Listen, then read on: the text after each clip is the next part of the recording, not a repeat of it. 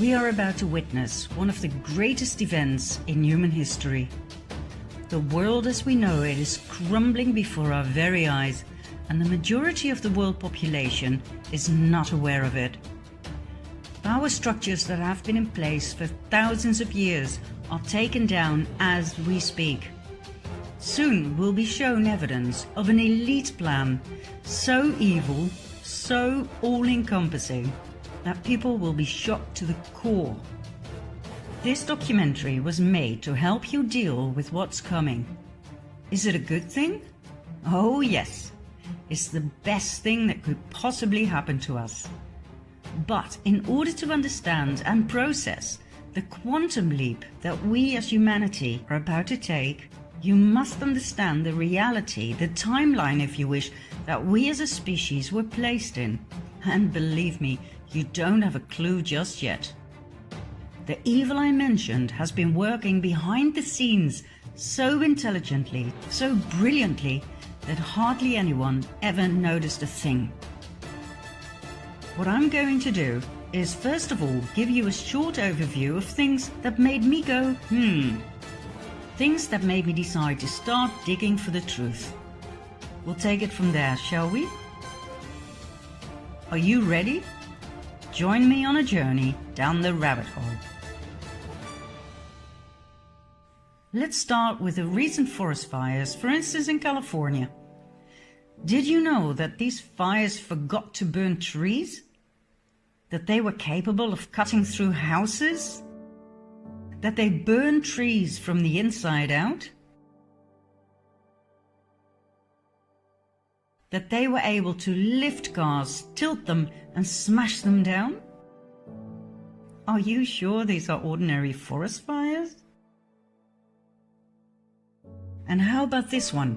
We live in a world where mercury is considered highly toxic, but not when we inject it into children in absurd quantities.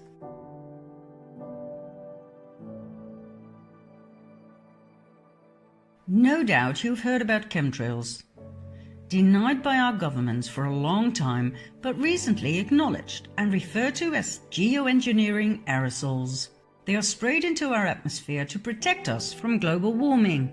The thing that makes me go however, is the fact that we're sprayed with heavy metals, which are stored in our brains, where they have proven to cause Alzheimer and Parkinson's disease. And did you know that in many countries, among which my own Holland, we have to explicitly say no to organ donation, for if we don't, our organs will be property of the state as soon as we are declared brain dead? The last time it was arranged this way by law was during the Nazi occupation. Did you know that our current Pope is the first to state that hell does not exist, but the devil does? Isn't it weird that the Vatican's audience hall is full of references to reptilians, snakes, serpents?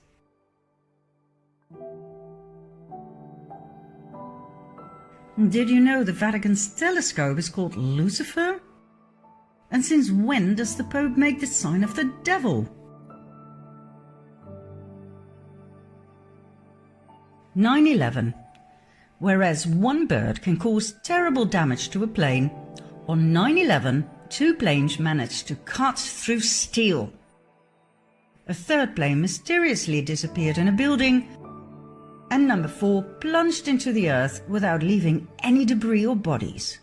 The planes were piloted by terrorists who only had a few flying lessons in a small Cessna.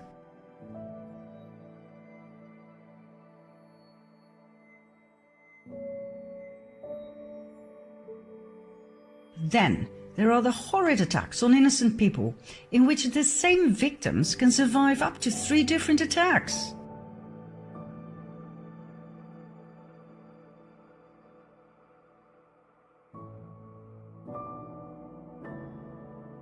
This lucky young man survived being shot in the head. All he needed was a band-aid. And thank God not all victims are people of flesh and blood.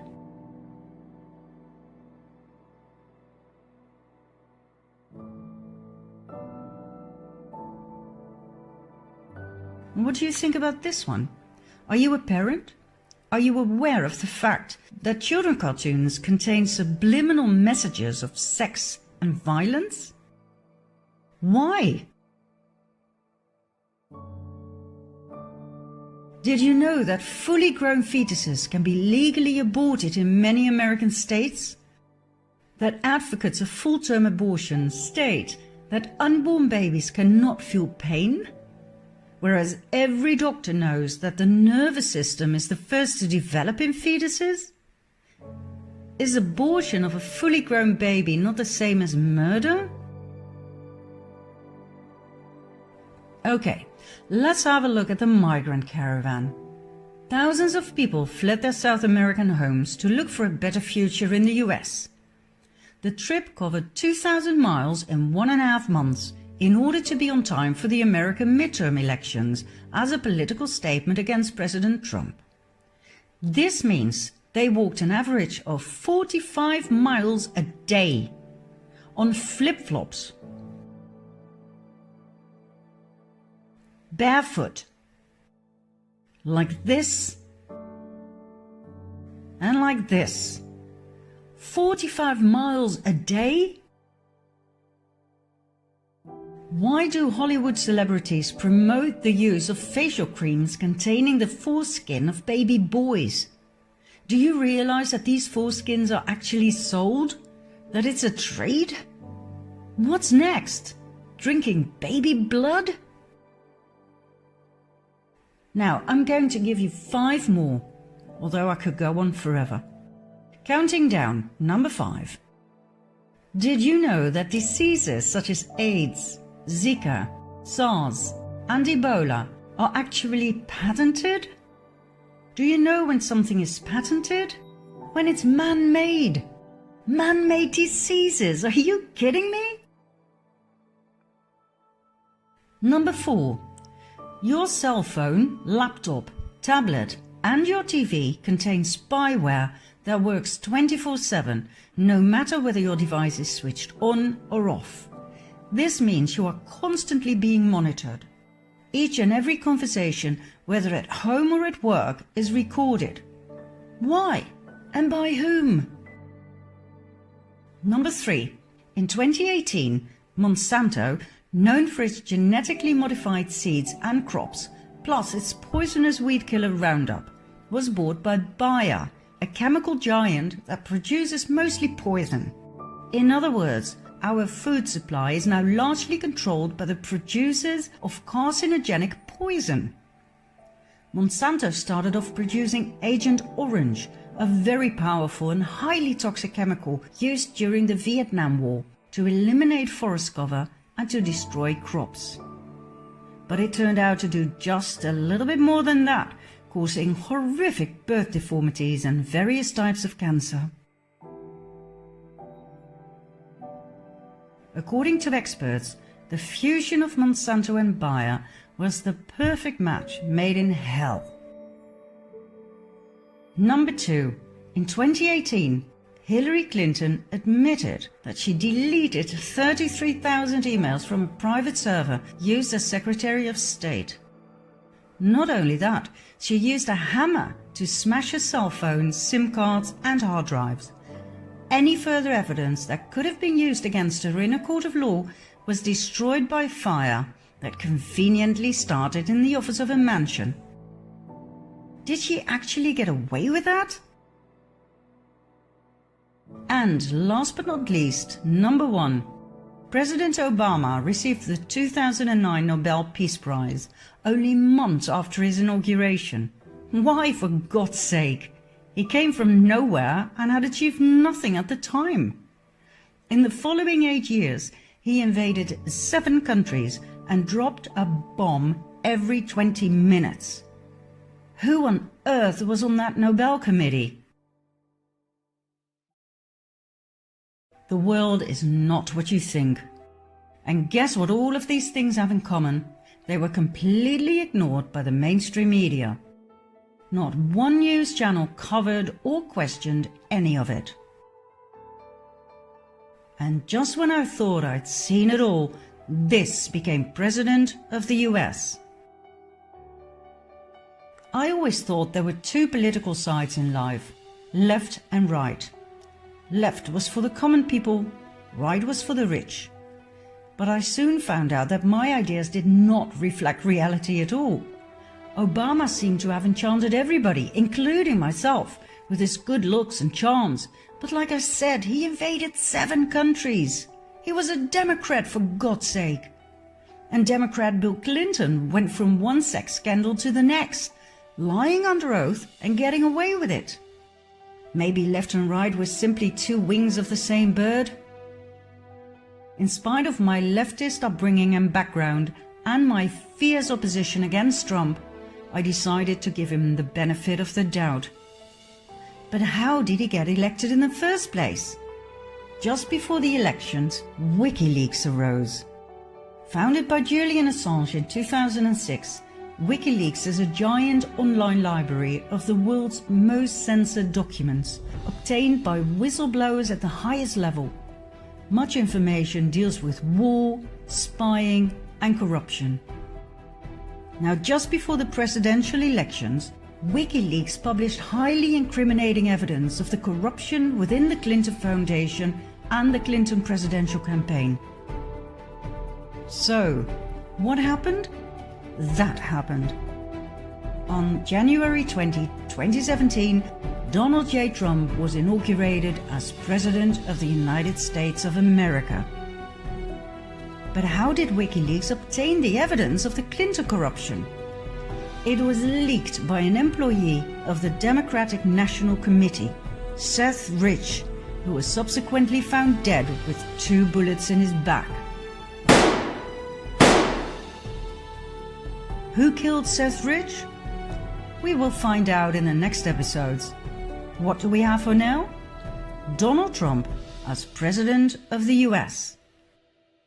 And then, out of nowhere, arose the enigma of Q.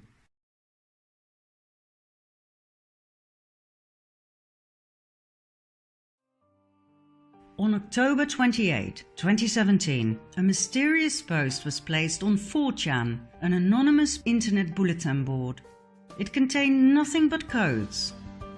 This was the beginning of a new phenomenon. The Q posts, soon to be transferred to 8chan due to hacking, became more and more intriguing and popular among the so-called QAnons, anonymous people who are wary of the lies of the mainstream media and who've gone searching for the truth using other news outlets on the internet. I will get into the identity of Q later on in this documentary. Q communicates with the people by means of the Q posts, drops or crumbs that we, the Anons, pick up and decipher. The Q crumbs portray a better world, without wars, treason and corruption. A world after the Great Awakening. Q uses words and short sentences that keep coming back.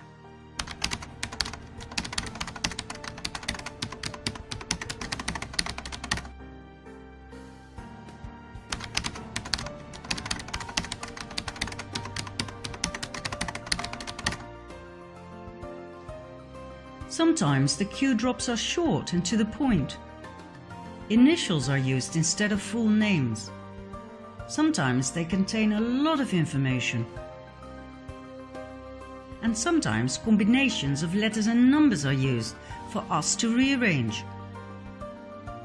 The Q clock was introduced, and it took us quite some time to figure out how to read it.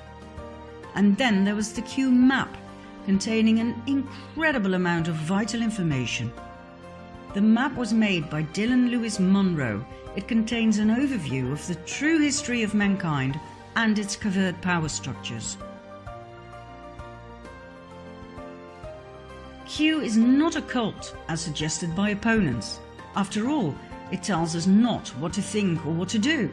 It merely gives us questions, clues and riddles. We need to do the research in order to find the answers, and that is how we discover the truth. Through this research, I've come to find out more about American and global politics than I'd ever dreamed of. I was never really interested in politics, but the Q drops opened my eyes to a whole new world, a world of secret societies, secret services within secret services, and secret deals made on a grand scale. A world with shadow governments, with an excessively rich 1% of the world population that actually runs the world. Not our political leaders, not our presidents, but a very small group that we refer to as the Illuminati or Cabal. I learned about an evil master plan to completely dominate the world. And the ordinary people like you and I, we know nothing. We get up in the morning, we go to work, we pay our bills and our taxes, we watch TV and go to bed, not knowing that there's a battle being fought over our heads for world dominance, a battle between good and evil. This is what Q is pointing out to us, but we the Anons have to do the research, and we do.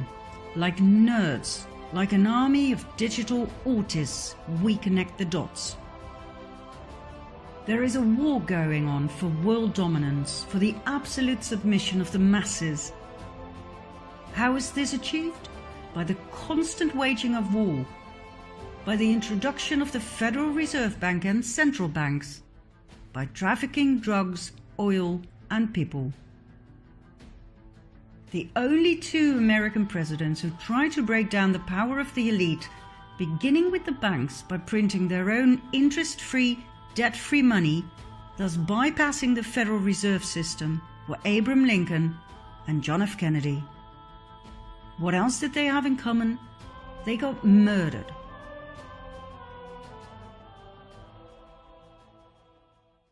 Now, why are the banks so important? What exactly is the Federal Reserve and its central banks? The Federal Reserve is the central bank system of the US, and in spite of the very misleading word federal, the Federal Reserve and all central banks around the world are privately owned.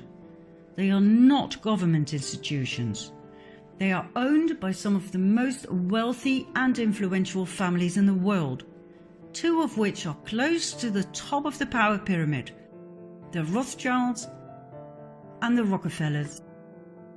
The Federal Reserve was set up in 1913 after quite a bit of opposition from the US government and some very wealthy people such as Benjamin Guggenheim, from a very influential mining family, Isidor Straus, head of Macy's department stores and politician, and John Jacob Astor, businessman, inventor, and probably one of the wealthiest men at that time. The wealth of these three men in those days was approximately $500 million, which today would amount to something like 11 billion. These men were so rich they could not be bought, not by any bank. What else did they have in common? Apart from money, power, and opposing the creation of the US Federal Reserve? They all died on April 15, 1912, when the ship they traveled on hit an iceberg and disappeared in the cold ocean. Coincidence?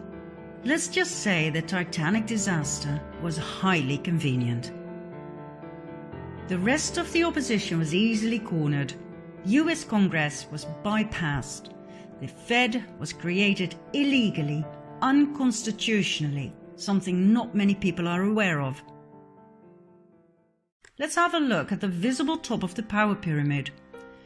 There we have the Rothschild family. In short, this family owns most of the world. They own each and every central bank. They own the Federal Reserve. They control the International Monetary Fund. They control the World Health Organization. They financed both parties of every war since the war against Napoleon. They financed the Bolshevik Revolution. They financed Hitler and the Nazis. They financed the production of IBM's punching machines for an efficient prosecution of the Jews by the Nazis. And they had equities in Exxon and IG Farben, the dealers of Zyklon B gas for the Nazi gas chambers.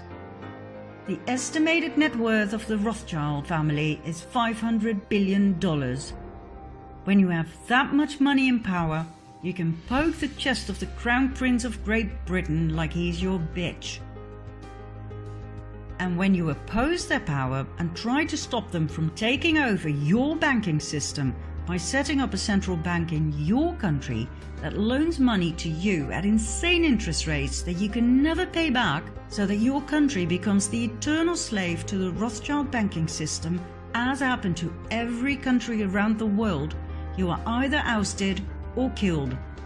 Your country will be invaded and blown to smithereens in the name of democracy, supported by the mainstream media that portrays you as a dictator.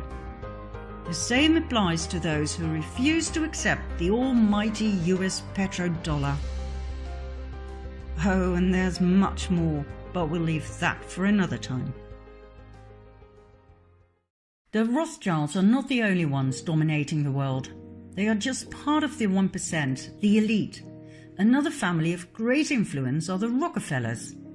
They made their initial fortune through oil. That fortune led to massive industrial influence in American politics, the banking system, and the pharmaceutical industry. They founded schools and universities, leaving a huge imprint on what should and should not be taught to our children and students. The Rockefellers further expanded their tentacles of power into the medical world and into hospitals. They now own the Rockefeller University with its Academy of Medicine and the Academy of Sciences, the International Health Foundation, the American Cancer Society, the Drug Trust, the American Medical Association, and the FDA. Everything was in the hands of the Rockefellers. They further infiltrated the educational and medical system by means of the Rockefeller Foundation, giving grants to specific research programs such as the research and development of vaccines, for instance against Ebola, yellow fever, Zika, the flu, and Gardasil, which was further developed and promoted by billionaire and partner in crime Bill Gates. Every case of dangerous side effects such as miscarriage, autism, sterility, seizures, paralysis,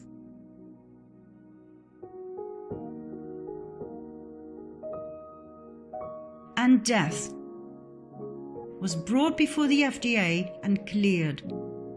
And all of the above was promoted by doctors and the media, where the Rockefellers had placed their representatives at the highest levels.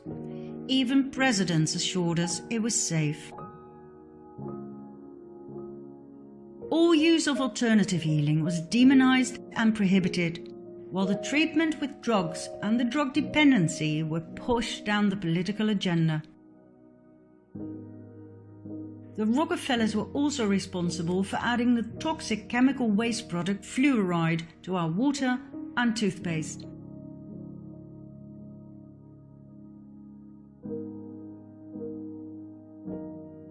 And as usual, the media spread lies about its healing qualities.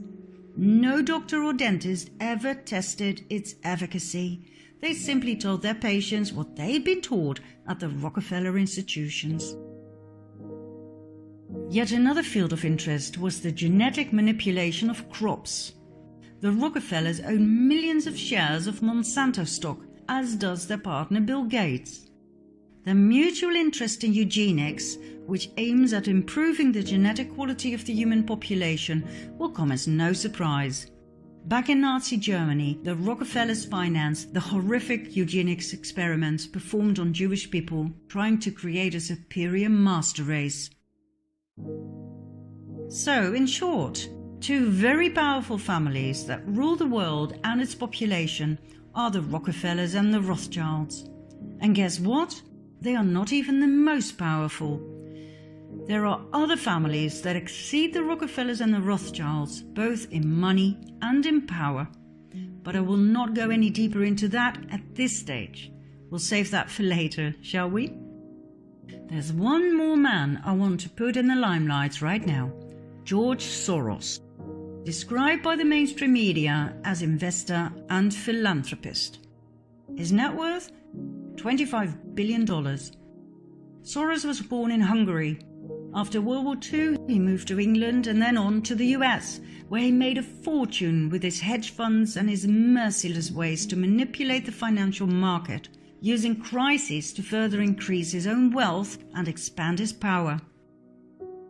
He prides himself in taking no responsibility for his actions and the destruction he caused to literally millions of people. I quote, "I'm here to make money. I cannot and do not look at the social consequences of what I do." Soros strikes me for his choice of funding.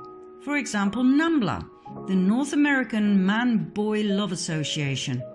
Their goal and their slogan, "Sex before 8, before it's too late." This is their mascot. Why does this great benefactor support a pedophile club such as NAMBLA? Then there's Antifa, the anti-fascist movement.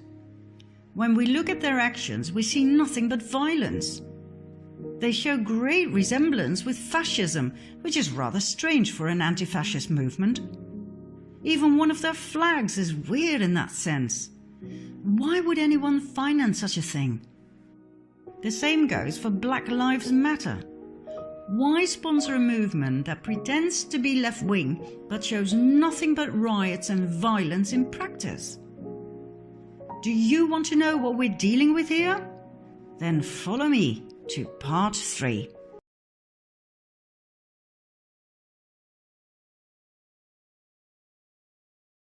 The migrant caravan that headed to the southern border of the US in April 2018 was covered by the media big time. According to the official reports, these people came mostly from Honduras, where the caravan had started, and then people from Guatemala, El Salvador, Nicaragua and Mexico joined the march. The main reasons for them to flee their home country were gang violence and poverty. When I saw the first pictures, I was shocked. But then I realized there were just too many images of women and children, which is always a sign of media manipulation and a hidden political agenda. Always. Critical thinkers like the QAnons studied the pictures closely. Too many things did not add up. Like I said in part 1, these people had to walk for 45 miles a day, each and every day for 1.5 months. But these people don't look exhausted. They're not dirty or sweaty. I mean, look at them. Their clothes are clean. Clean babies. Clean pants. They wear labels. They are well fed. These people aren't refugees. They're not poor. I traveled through Mexico, Guatemala and Honduras and I saw poverty. Believe me, these people are not poor. 45 miles a day on flip-flops? Are you kidding me? Or even barefoot? Come on, where are the blisters? And why aren't they carrying what is needed for a journey like that? Blankets, food, water. Where are the spare diapers? Some people do have small backpacks, but they appear to be brand new. So, what did happen? First of all, buses and vans were deployed to transport all of these people from Honduras to the US border.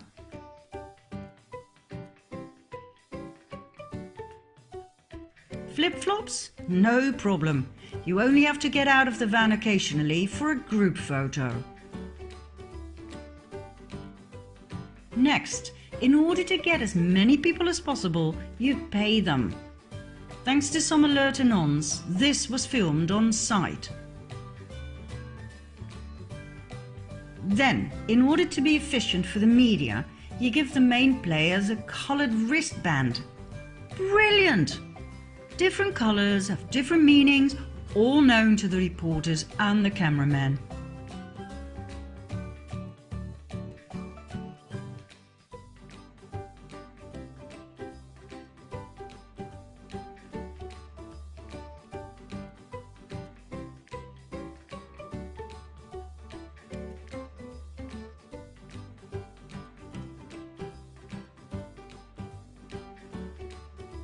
Some people overact.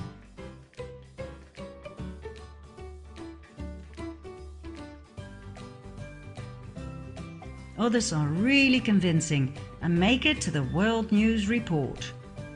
Meet Maria Meza and her 5 children, all the way from Honduras. She made it to every news item on TV, telling about her terror, the fear for her children, their eyes all wet and swollen due to the tear gas that the American Border Patrol so viciously threw at them. Well, Maria, there are a few flaws in your story. I've looked at every single picture of you and your beautiful girls. None of them show any signs of tear gas.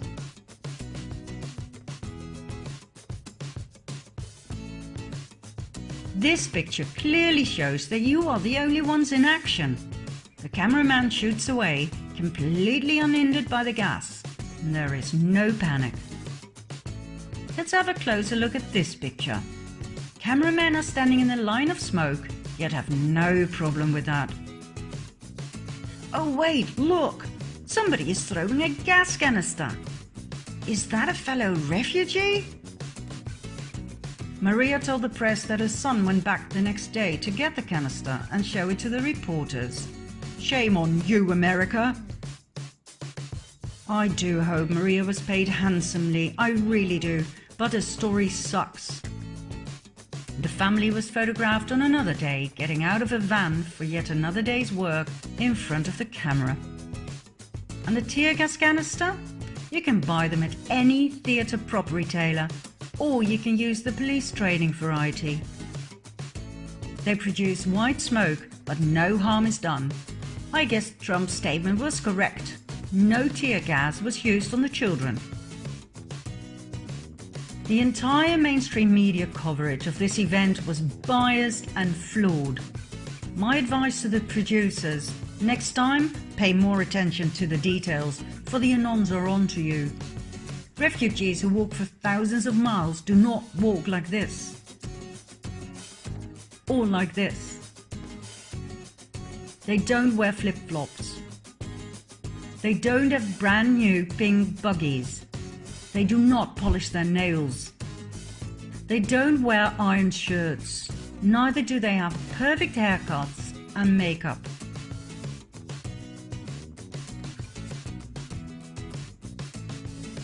When they say they flee their country because they're so poor they can't even buy food, don't show them with digital cameras and iPhones. Refugees who walk for thousands of miles are not clean.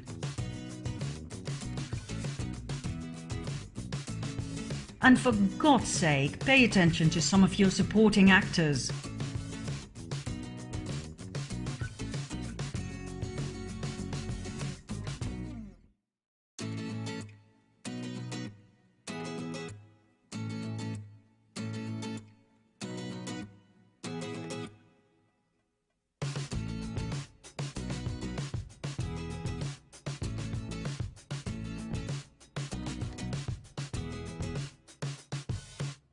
And when you Photoshop someone into a picture, make sure you don't forget his leg. Oh, and make up your mind, will you? Do you want the shirt on or off? And what's with the Disney obsession?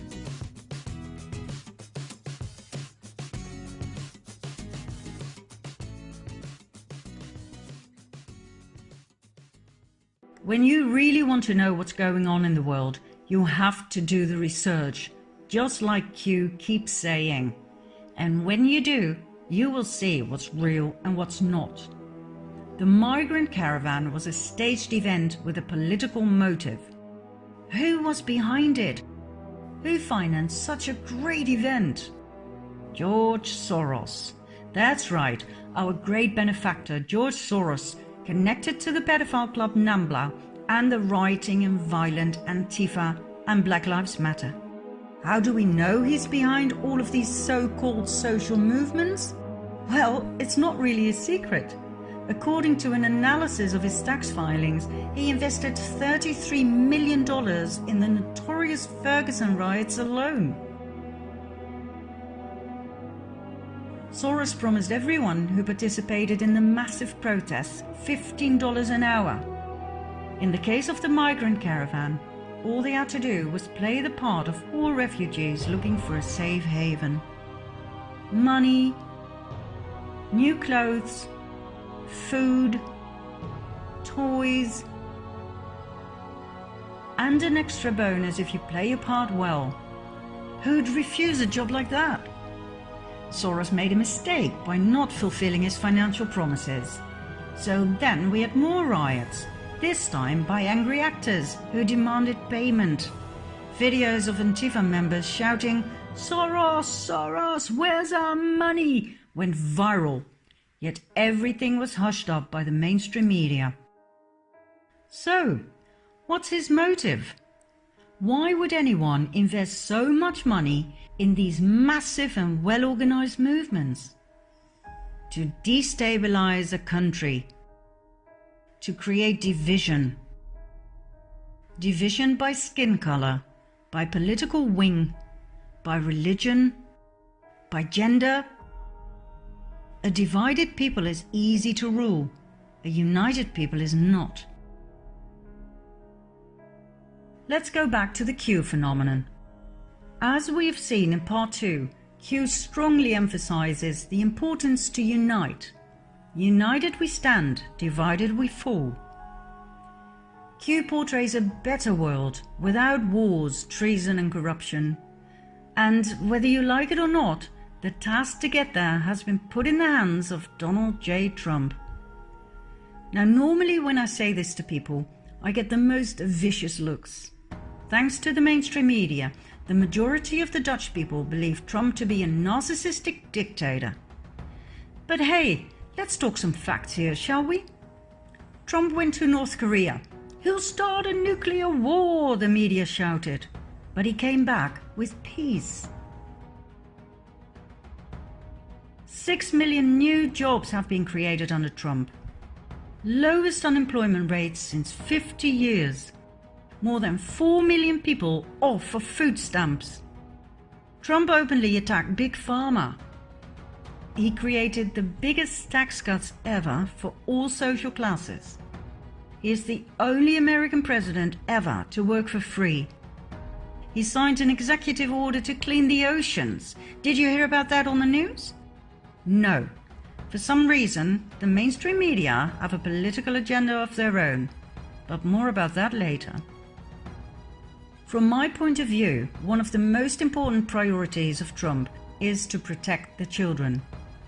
Right after his inauguration, he stated that his administration would focus on ending the horrific practice of human trafficking, also referred to as modern slavery. On December 21, 2017, he signed an executive order blocking the property of people involved in serious human rights abuse and corruption. More executive orders followed to protect victims of human trafficking.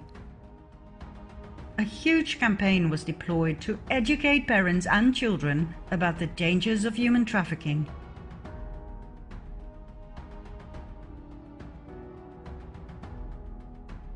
Throughout 2018 and 19, many arrests took place. Thousands of child molesters were arrested. Thousands of victims were rescued. Trump keeps emphasizing that most victims are smuggled into the country through the southern border. He shows numbers, statistics.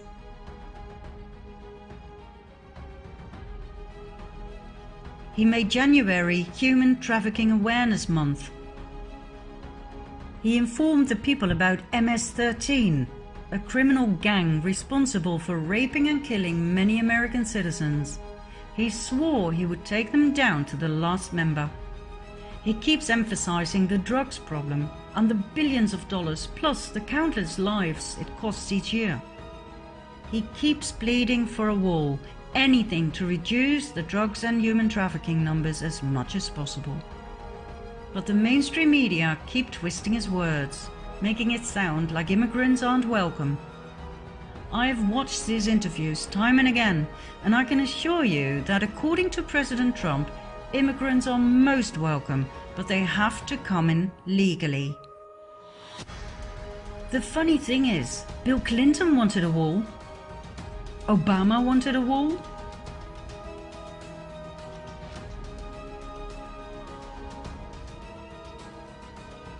Hillary wanted a wall. They all voted for a wall when they were still in the Senate.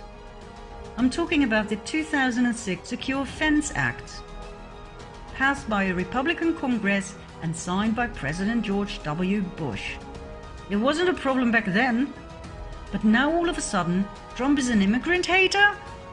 The more I study the subject, the more I understand why Trump is bashing fake news.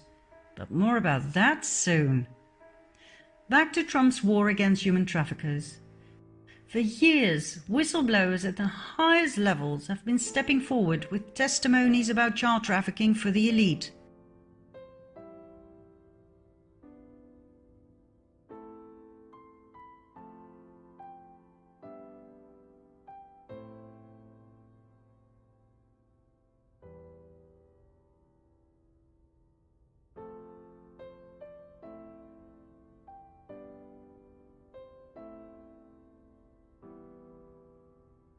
This is nothing new. It was just never dealt with, until now. The thing is, when I talk about this in my presentations, people don't want to hear about it. They don't want to look at these pictures, which I understand. I would rather look away as well. But that reminds me of the famous one-liner of the Germans right after World War II, after being confronted with the painful question, how could you let the Nazi atrocities happen? Why didn't you do something? The answer was always, wir haben's nicht gewusst. We didn't know. Of course they knew. It was just too painful and too dangerous to acknowledge it and to do something about it. Well, I will not look away any longer. These kids are not helped by our denial, they are helped by our action. So for God's sake, keep watching. We are the only hope they have left. Child trafficking for the elite. That is bigger than pedophilia. We are talking about a huge criminal organization kidnapping children and selling them to high-ranking officials from mayors, judges, and senators to presidents and even royalty. Do you think this is far-fetched? Do you think it's just a conspiracy theory? Get ready for some conspiracy facts in part 4.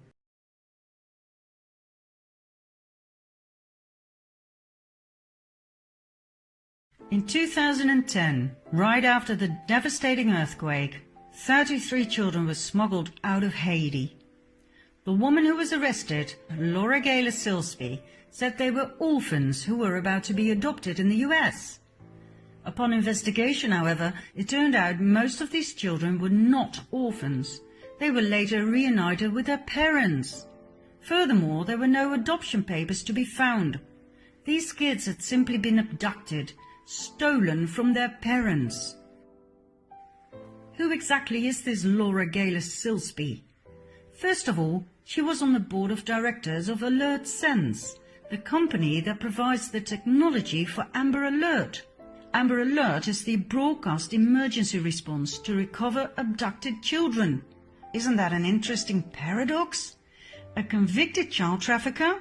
Yes, she was found guilty and convicted, connected to Amber Alert, set up to rescue children? Secondly, this lady is the founder of the Baptist organization New Life Children's Refuge, an orphan rescue mission for Haiti. Sounds to me like she had a ways to smuggle children out of the country real easy. Nice cover. Last but not least, she's a close friend of the Clintons, who immediately paid for a lawyer, Jorge Puello, who himself is a convicted pedophile. He was arrested and convicted for leading an international human trafficking ring involving women and children. All of this came out into the open thanks to WikiLeaks that published the secret emails between the Clintons and Laura Gaylor Silsby. Let's continue with Heidi some more before moving on, shall we? Heidi was put in the limelight once again with the Oxfam scandal. Oxfam, known for its shops throughout the world for empowering women and for fighting poverty, was banned from Haiti following the 2010 earthquake. There were orgies with prostitutes, some of which were underage, in other words, with children. Leaked emails further confirm that $3 million were diverted from Haitian relief funds via the Clinton Foundation to pay for Chelsea's extravagant 2010 wedding. When Trump called Haiti a shithole, the whole world went mad. But he was right. What he referred to was what the so-called non-profit organizations had turned the island into after the earthquake. The Red Cross collected $500 million for Haiti, and all it did was build 6 houses. The Clinton Foundation ruthlessly misappropriated the earthquake donations from international donors and got away with it. Klaus Eberwein, a former government official of Haiti, due to testify about the Clinton corruption, was found dead with a bullet in his head only days before the trial on July 12, 2017. Monica Peterson, the young social anthropologist who went to Haiti to investigate human trafficking on the island and who tweeted some critical thoughts about the Clinton Foundation, was found dead by hanging shortly after, in November 2016. Her death was ruled suicide. And when surgeon Dr. Dean Lorek openly vented his disgust about the corruption by the Clinton Foundation that he himself witnessed while trying to save lives on the island, he too ended up dead. In December 2017, he was found on the bathroom floor of his apartment in New York with a knife in his chest. His death too was ruled suicide. But hey, let's not dwell on the many suicides surrounding the Clintons. Let's go back to one of Q's often repeated sentences. Symbolism will be their downfall.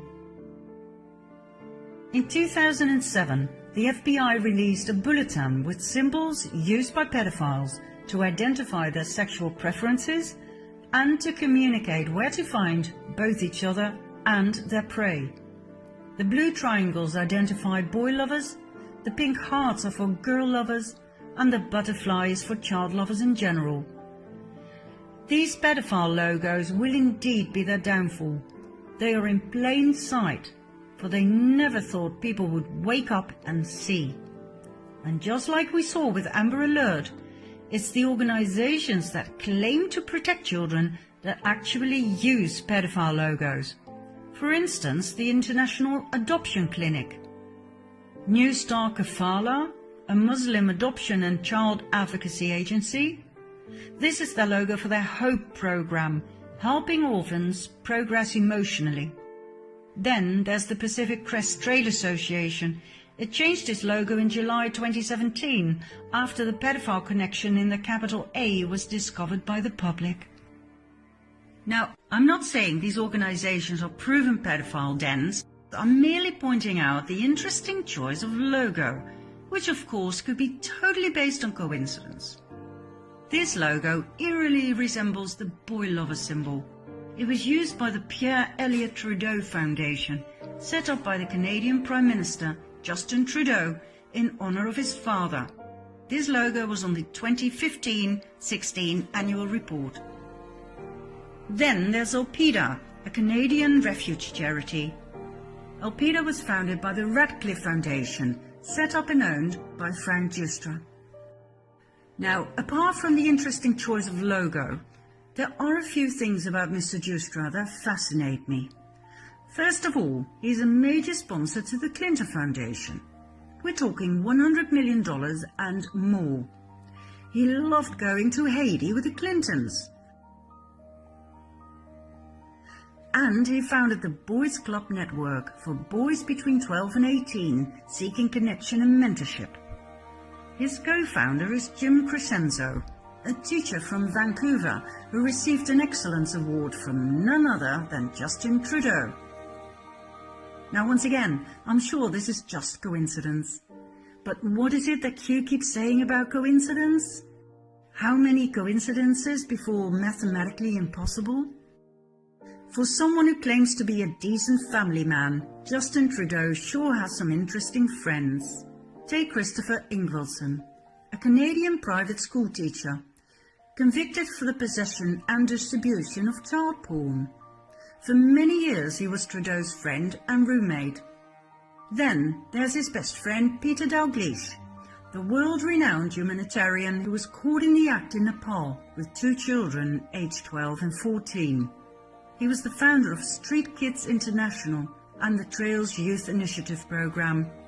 Now, I'm sure these programs do great things for kids, but why choose pedophile logos? And why are so many set up by registered and convicted pedophiles and sex offenders? I mean, if you're a pedophile, wouldn't it be great to have your own child protection program? To have access to all those lovely children to pick from? Mind you, these children often come from troubled backgrounds. Some have criminal records. Many suffered from neglect and abuse in early childhood. Easy prey, and no concerned, loving parents to protect them. I mean, look at CPS, the Child Protective Services, exposed in 2007 for legally kidnapping and selling children for adoption out of foster care. The lady who exposed them, Congresswoman Nancy Schaefer, was murdered in 2010. Now back to Trudeau's interesting best friends. Here we have Ben Levin, former Deputy Minister of the Ministry of Education, arrested and convicted in 2013 for making and distributing child pornography. Then there's Jan Gomeshi, the Canadian CBC radio host, arrested and charged in 2015 with 7 counts of sexual assault and 1 count of overcoming resistance by choking. Now, I don't know about this, but if I were Trudeau, I'd be more careful selecting my friends. He is surrounded by registered pedophiles and sex offenders. There's another prominent place where the FBI symbols of pedophilia can be found, in Hollywood. We briefly saw in part 1 that children cartoons contain references to sex and violence.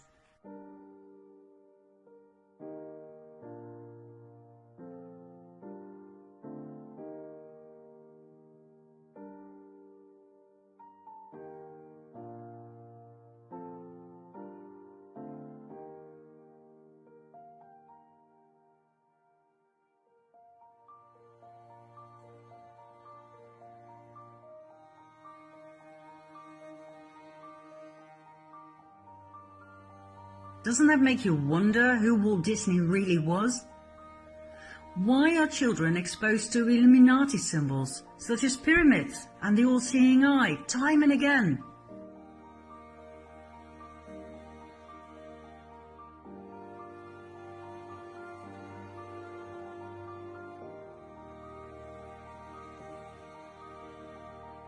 And why are pedophile logos used for candy and ice cream? Yet another thing that attracts children. The more I dived into this topic, the more I realized to what extent this had actually drenched our society. Top directors such as James Gunn, who openly and proudly tweet about being a pedophile. I guess this is normal in Hollywood?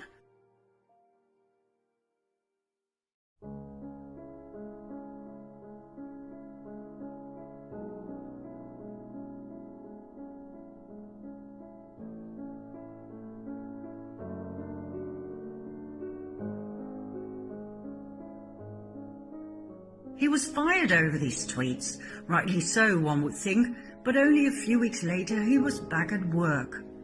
Out through the front door, back in through the back door. Nickelodeon's producer Dan Snyder lost his job because he couldn't keep his hands off of young girls. And here we have Brian Peck, a convicted child molester who only spent 16 months in jail, after which he was offered a job right back with Disney, where he continued working with underage girls. Once again, out through the front door, back in through the back door. Jason James Murphy kidnapped and sexually assaulted an 8-year-old boy in 1996. He served 5 years in jail, moved to California, used his shorter name, Jason James, and became a casting agent for child actors.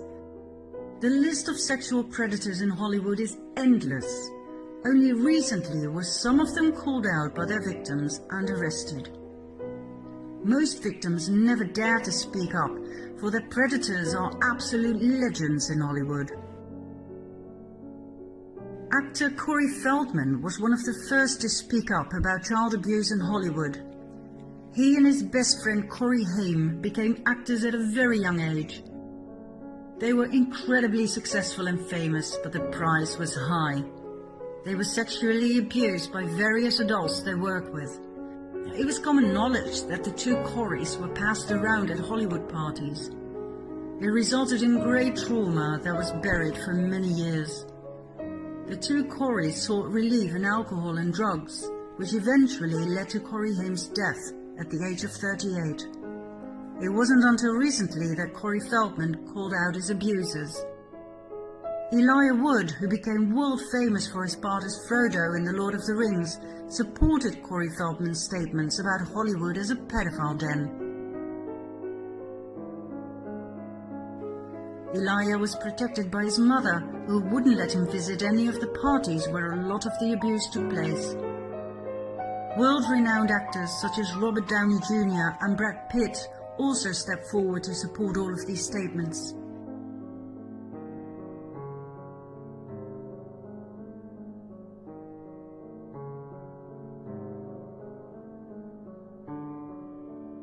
If you think that sounds crazy, wait till you hear Mel Gibson. The world-famous megastar, both as actor and producer, was blacklisted by Hollywood for stating that Hollywood is a den of parasites who feast on the blood of kids. He took it a whole lot further. Read for yourself.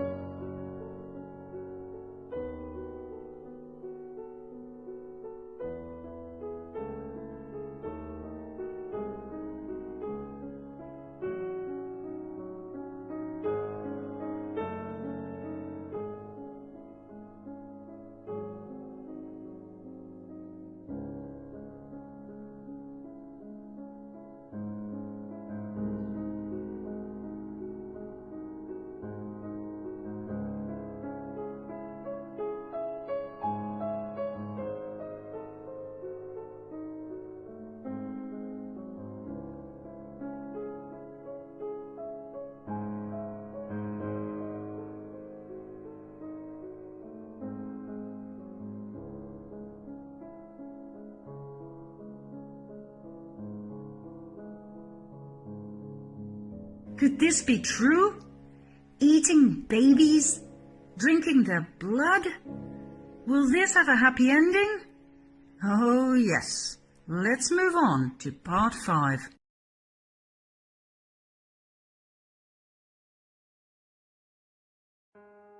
In part 1, we briefly looked at the sexualization of children and the normalization of pedophilia in our society.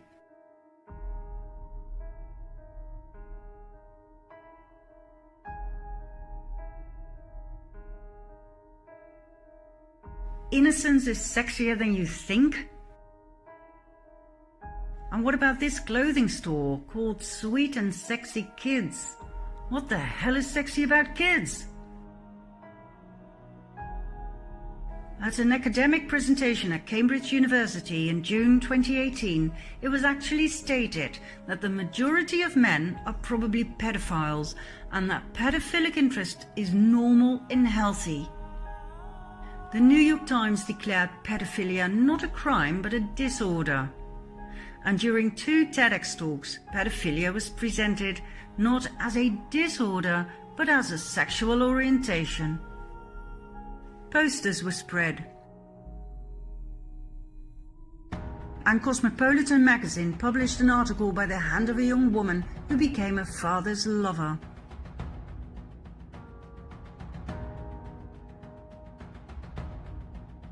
Now, of course, in order to make all of this legal, the age of consent had to go down, so that having sex with a child would no longer be a crime. No problem. Judges and politicians at the highest level did their utmost best to take care of that.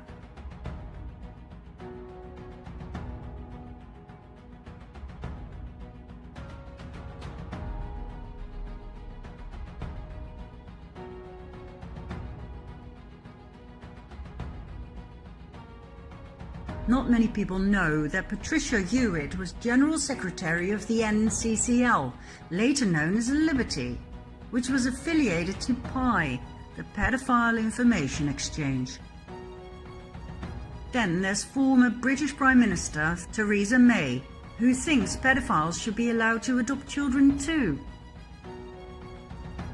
When you study the patterns of this topic, it seems there is a larger plan behind it all. Why is it so important to legalize pedophilia? Why is having sex with children so important? Any psychologist can tell you how harmful it is for children to have sex at a young age, and that consent is a very dangerous concept, as pedophiles often tell their children they are simply demonstrating just how much they love them. Sex is then confused with love. The child cannot comprehend the subsequent feelings of pain, shame, anger and fear. The secrecy put upon them is hard to deal with. All of this results in great trauma. Why then would a society push pedophilia down our throats? Bit by bit, step by step, normalizing it so that we grow to the idea instead of reject it. Why create a society of traumatized people? Why are pedophile logos used in children cartoons, Disney movies, candy and ice cream, child protection centers, adoption agencies, in business and in politics? Meet Sheila Jackson Lee, member of the House of Representatives, proudly wearing her young boy lover ring. What is going on here? Let's follow a lead. Check this out.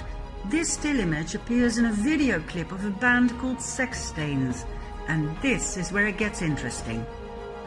They played at Comet Ping Pong, a restaurant in Washington, D.C.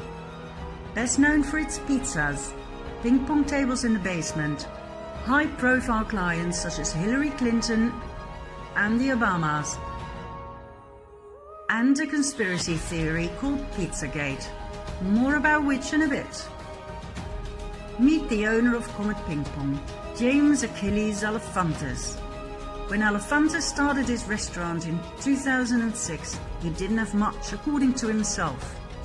Yet in 2012, only 6 years later, he was named as one of the 50 most powerful people in Washington, D.C. That fascinates me. You don't become that powerful by running a pizza place. So, who exactly is James Alefantis?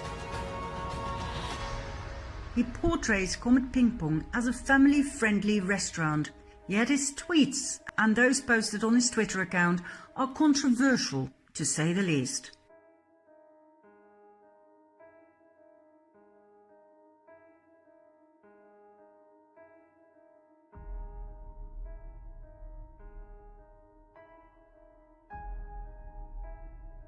It's clear that Alefantis loves art. Comet Ping Pong often displays the work of artists with a very specific taste. This is the work of Arrington de Dioniso.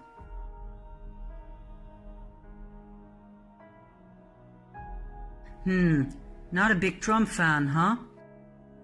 Why is this on the walls of a child-friendly pizza place? Alefantis loves a good party. Now here's a picture he wishes he never posted. Meet his party friend, Miss Summercamp. What else? He had a love affair with David Brock, political consultant and founder of Media Matters for America, a progressive research and information center dedicated to comprehensively monitor, analyze, and correct conservative misinformation in the US media. In other words, an organization for censorship. Brock's Media Matters received $1 million from none other than George Soros back in 2010. Brock also founded Correct the Record with the sole purpose of censoring all negative reports on Hillary Clinton on social media. Censorship once again.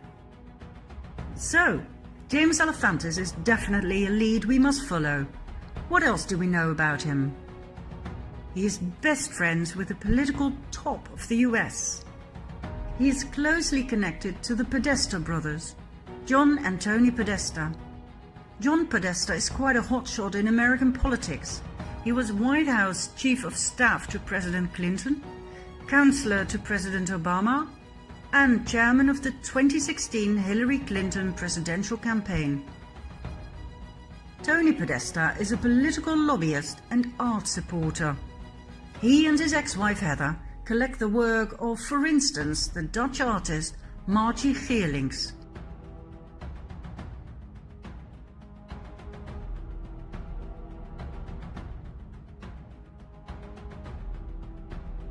Fascinating, to say the least. They are also great admirers and buyers of the work of Patricia Piccinini.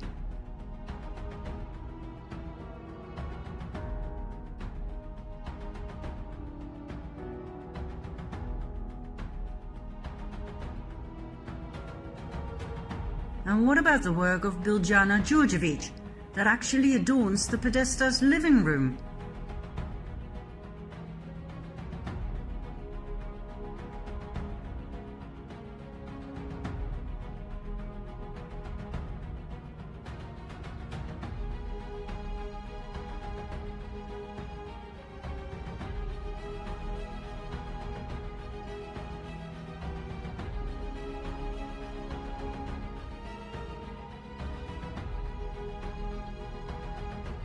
This is Louise Bourgeois.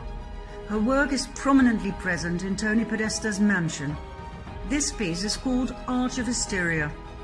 It greatly resembles the work of Jeffrey Dahmer, a serial killer who liked to dismember his victims and leave them in a somewhat awkward position.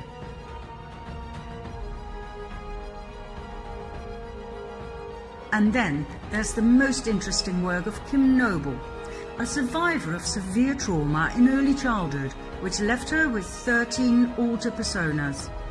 Her artwork shows the horrific things she experienced as a young child, like torture and rape.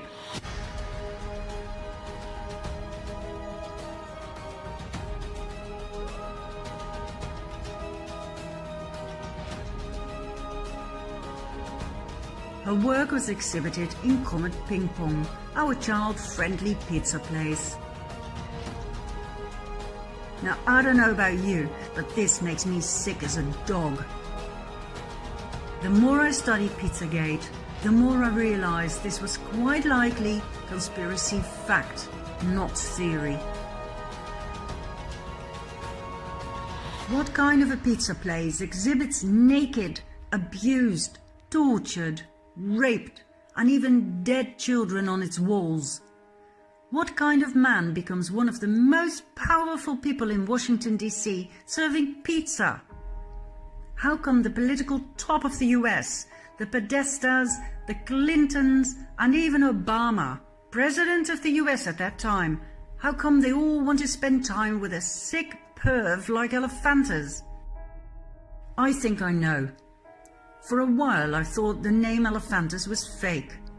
This man was way too powerful to come from an ordinary family. Could Elephantis be a French bastardization of J'aime les enfants? I love children? But then some anons pointed out he could well be a Rothschild. After some digging, I came across an interesting twist in a Rothschild family tree, starting with Evelyn Achille the Rothschild.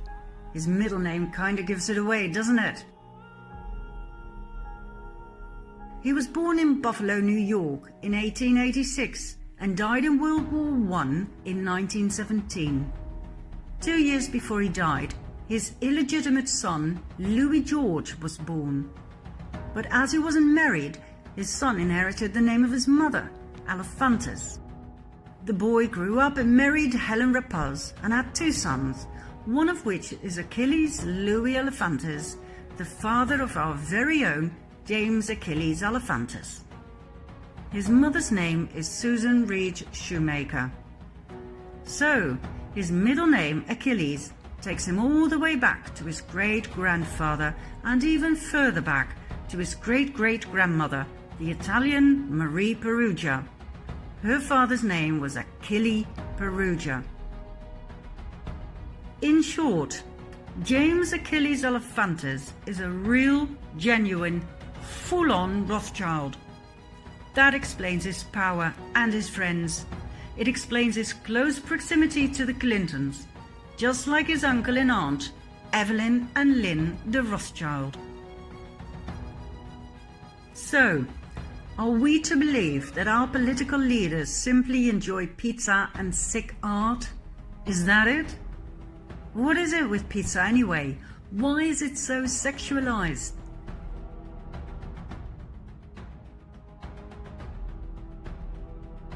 What's with the Besta Pizza pedophile logo, which by the way was quickly changed the moment Pizzagate became an item? Is it all just a coincidence that the Podesta emails, revealed to the public by WikiLeaks in 2016, contain countless pizza-related words such as cheese, hot dogs, pasta, walnut sauce?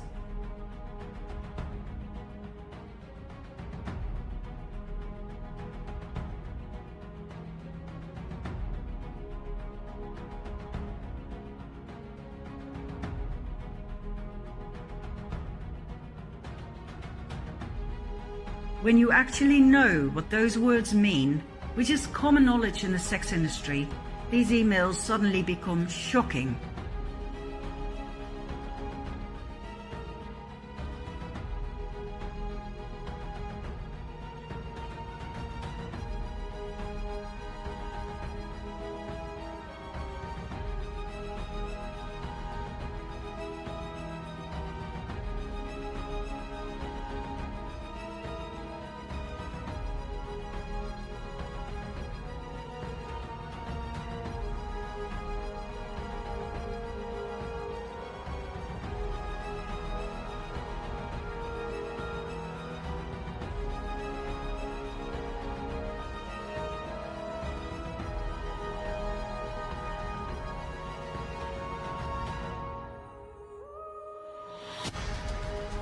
Is this why Hillary deleted 33,000 emails for which she is currently scrutinized?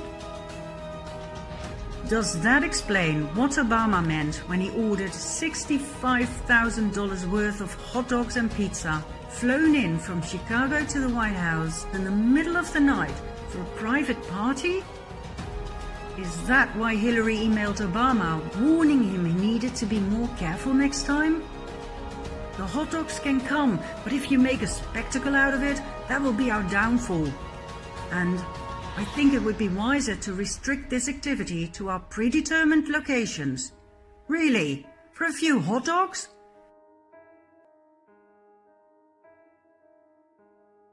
Isn't it weird that these security camera pictures of children lying on ping pong tables in the basement of Comet Ping Pong are shown on the walls upstairs? Who the hell was watching them? And why does their website have a super secured backdoor to a secret division where you can order pizza pictures for absurd prices? This screenshot was made public by a hacker. It's in low resolution, so I will read out loud what it says at the bottom. This month we have 5 fresh pizzas for your enjoyment.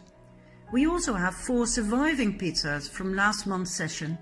All are on sale at an extremely low price, as they are in poor health and not expected to survive. So a requirement is that you finish eating your pizza after your session. This month's special includes a 30% discount on severe torture. Each image below is available for $1,000 in fine print. Why are they talking about kill rooms, murder, and rinsing it off when you're done? What the hell is going on here? To tell you the truth, at this point in my research, I experienced what we call cognitive dissonance.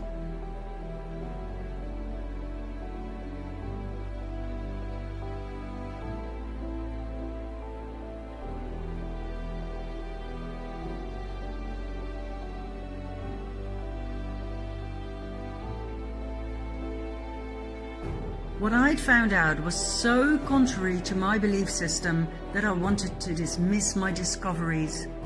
It just could not be true that the people we trust, the ones we vote for, were so evil. I simply could not handle the facts. How could people so charming and intelligent be part of a child trafficking pedophile ring where children were tortured, raped and killed for pleasure?